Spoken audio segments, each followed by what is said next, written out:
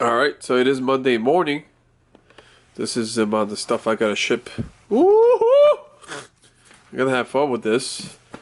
And just watching old FD videos, which is more interesting than current FD for some reason. But yeah, it's gonna be a long day. We have a customer to coming in, and I gotta do major cleanup in the morning as well.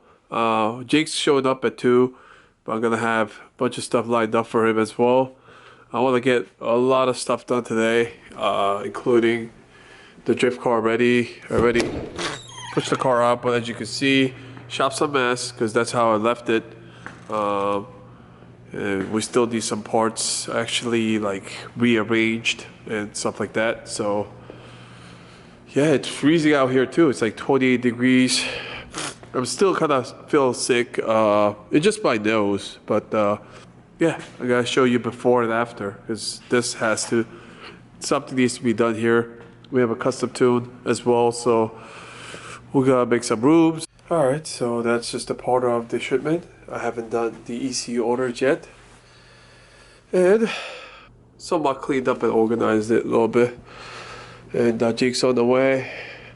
Also cleaned up the shop a little bit, just put away everything so that at least we could set up the car and everything. But the customer just emailed me. He's supposed to be here at 2. It's now at 1:35. He says that something came up, but what could we do? Customer's always right, people say. So I guess I'll have some more time to work on my car, make more mess, and clean up tomorrow, I guess. Alright, only thing it's stopping us to take this car off the lift. This guy hasn't responded back to me yet.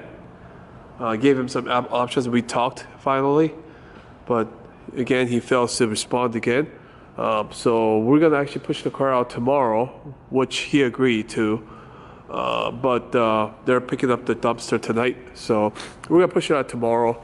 Finally, I get to set up my car, and I'll have a bunch of installs coming in this week, so I want to get this car out the way as well, whatever I need to do on the lift. All right, so Jake's dropping off all the packages, so today pretty much I'm ready to do whatever for my car. It's almost 5 o'clock now, so we already broke this. I had the Jake to set up this engine, which was out there. Supposedly some head gasket leak because I was able to see. Looks like the block is not warped. What I did was I used the straight edge, just like I did for other engines. And basically you go by this way, 2, 3, 4, like side by side, 6, 7, 8, like that, and basically go to see how much gap you have. Right now, I'm not making any pressure down here, so it could go through. But I was able to, like, this wasn't going anywhere. But yeah, Jake's here. So we cleaned up because I haven't really filmed it, but cleaned up. But we made a mess again. The welding wire ran out, and Jake went all the way to Home Depot to get it. Lifesaver. So what we got done is pretty much welded the whole thing together and weld this part right here. What we're trying to do is just make it a little bit cleaner, so Jake's been just grinding it off and sanding it down so that we can paint it now.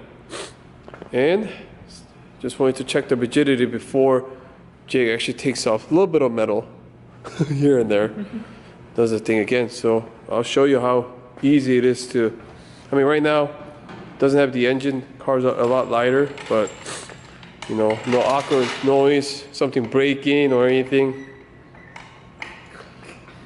Yeah. Well, imagine this breaks off. But yeah, I mean, really, you never get to service the front or change the tires at the track, but if something breaks off your suspensions or anything like that, this will come in handy. I would never go under the car though, like this way. I'll always put a jack or something, a jack stand or something underneath. But again, like last time we talked about this being kind of tilted so that it actually kind of hooks up. That's exactly what we did again for this bottom here. So again, this bash bar actually takes multiple purposes. We'll hold the intercooler and also the jack point and also the bash bar. It won't bottom out or anything. So yeah, let's go on the side. Yeah. Didn't get to really film it, but let's go back to work. Jake, start grinding this ugly ass welds. This is when the MIG welder was malfunctioning, and gas wasn't really purging. So, that's excuse. Yeah, that's my excuse, Jake. My boy, Jay Choi. Taking off. 네, 우리도 팔아요 이거. 가요. We're gonna custom to this one. I like the spoiler on this thing here.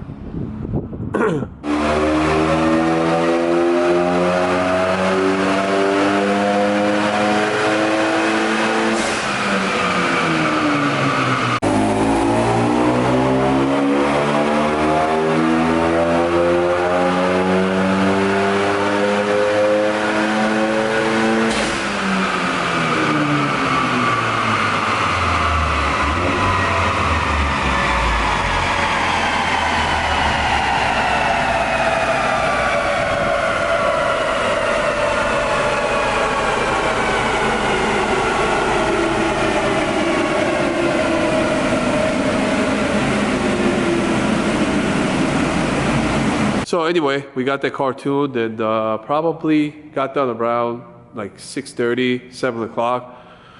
He's really happy with. He just sent me a message. And that's actually part of stage 2, new throttle response on the BK2 2.0, which I also tried on my car. So it's actually a little bit more aggressive than our stage 1 or 1.5 throttle response. And it also applies during the part load, meaning even if you're not like getting on it really crazy, it's still gonna be touchier than before. So I'm excited for that. Anyway, let's just move on. Today I have another custom tune. So this week I have custom tune tomorrow and Friday as well. So it's pretty much every day, but one car each time, so that I could actually spend some time, make sure everything's good. Oh, so what we got done yesterday was I swap out the front wheels to the back, because one of the stuff, the customer that showed up yesterday, a part of a payment was actually his wheels that was like scratched up or whatever at the tire shop. It's Volk Racing copy or Edmunds, so it has some nips here and there, which I don't care at all. But the problem is it's got 10.5 width. So we were test fitting it. It does fit, as you can see over here, which looks pretty sick. But like I'm gonna end up running like 235s or 245s on 10.5 inch wheels. So I think that's just gonna be too much. Yeah, somebody commented like, why do I always sound sick? Because it's basically, you don't see it in the video, but chopping, welding, just doing metal stuff in general, not gonna be the best for you.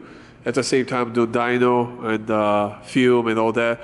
So I always get checked up, like my lungs are fine, but I just have I'm just kind of allergic to like a lot of dust and stuff. So, and also the cold weather doesn't help me, and I was just sick recently. But yeah, thanks for asking, because I do feel the love. Anyway, I was just partially painting the car just to see what it looks like. I just hate that it shows a little bit of like imperfections, like the welds and stuff like that. I could have fully painted the car because it was like dirty, dusty, a lot of grinding stuff. So what I'm gonna do what I'm gonna do today is basically just clean up, maybe water it down, maybe just wipe it down, spray some coats for the engine bay. I've been rocking Takata harness that was given, so special thanks to Brian Fox from Fox Marketing. I was rocking that for a while. Time to change up, and I'm gonna actually position it a different way. But Takata harness will be in the back instead this time around. But I got myself a Sparko, and they only come in red. I was looking for like a black one or whatever just to match my seat belts and stuff, but just couldn't find one. Basically, pretty much chop off here, drill it. It's going to be on the bottom of this, and basically this will be welded to the bash bar. Then I can paint this bash bar, which I'm about to do now. All right, so I got another car for a custom tune. Like I said, we're having custom tune each car every day pretty much. It's freezing out here.